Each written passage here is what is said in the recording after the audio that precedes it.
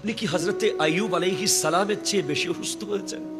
আপনি যতই অসুস্থ হন, আপনি হযরতে আইয়ুব আলাইহিস সালামের চেয়ে কি বেশি অসুস্থ হয়েছেন? না। আপনি বলছেন আমি অনেক ব্যস্ত। আপনি কি সুলাইমান আলাইহিস সালামের চেয়ে ব্যস্ত? আপনি বলেছেন আমি সংসারের কাজে নিয়োজিত কোন মা অথবা বোন। আপনি কি সাইয়্যিদা ফাতেমাতুজ জাহরা রাদিয়াল্লাহু তাআলা আনহার চেয়ে বেশি সংসারী? আপনি বলেছেন আমার স্বামীর অত্যাচারের কারণে আমি নামাজ পড়তে পারি নাই। আপনি কি ফেরাউনের স্ত্রী আসিয়ার চেয়ে বেশি অত্যাচারের শিকার হয়েছেন? আপনি বলছেন আমি এই অজুহাতে সেই অজুহাতে, সাপের ভয়ে, আগুনের ভয়ে, পানির ভয়ে, এই কারণে ঠান্ডার ভয়ে, রোডের টেনশনে যেতে পারি নাই। আপনি কি কারবালার মাঠে ইমাম হোসেন রাদিয়াল্লাহু তাআলা আনহুর তলোয়ারের নিচের নামাজ যিনি পড়েছেন, ছুরি কে নিচে গলা है लेकिन नमाज मेरी कज़ा नहीं है, আপনি কি এর চেয়ে বিপজ্জনক যায় নামাজে নামাজ পড়েছেন কোনদিন? আপনি জান নাই।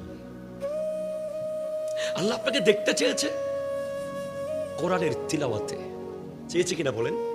চেয়েছে। আল্লাহ চান যে আপনি তিলাওয়াত করুন। ফাকরাউ মা তায়াসসারা মিনাল কোরআন। কিন্তু আপনি কোথায় ছিলেন ভাই? আপনি science, physics, chemistry, biology, geography, grammar, GK পড়েছেন হুরস্তুল। এগুলো জন্য বাসায় টিচার রেখেছেন, কিন্তু কোরআন আপনি খুলেন নাই। আপনি আপনার বন্ধুর সাথে কি কম্পিটিশন, মোটরসাইকেল নিয়ে কি প্রতিযোগিতা আপনার বাবার আপনার চাচার মধ্যে। ওর ছেলে ডাক্তারি পড়তেছে, তোকে পড়তেই হবে। কথা বলা ঠিক কিনা বলেন না? অমুকের ছেলে ইঞ্জিনিয়ার পড়তেছে, তুই ইঞ্জিনিয়ার না হলে আমার ঘুম হবে না। ওফুত তোর কি লাগবে ক, তোর ইঞ্জিনিয়ার বানাই সারবো। অমুকের ছেলে ব্যবসায়ী হয়েছে, তুই পারস না হইতে। অমুকের ছেলে এই হয়েছে। অথচ দেখলাম না এই সমাজটাতে বর্তমানে অমুকের ছেলে প্রতিদিন 1 পৃষ্ঠা কোরআন শরীফ পড়ে, তুইও পড়। আগে বলতো, এখন আর বলে না, বলে না, বলে না, বলে না।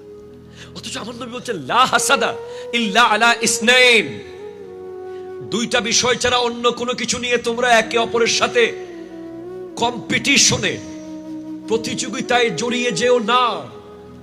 2টা জিনিসে জড়াও প্রতিযোগিতার মধ্যে। 1, রাজুলুন আতাহুল্লাহু হাযাল কিতাব ফাকামা বিহি আনা আল-লাইলি ওয়া আনা আন-নাহার, যাকে আল্লাহ কোরআনুল কারীম দিয়েছে, সে সকাল সন্ধ্যা সেই কোরআন পড়ে। তুমি পারলে তার উপরে গিয়ে 1 পৃষ্ঠা বেশি পড়ো।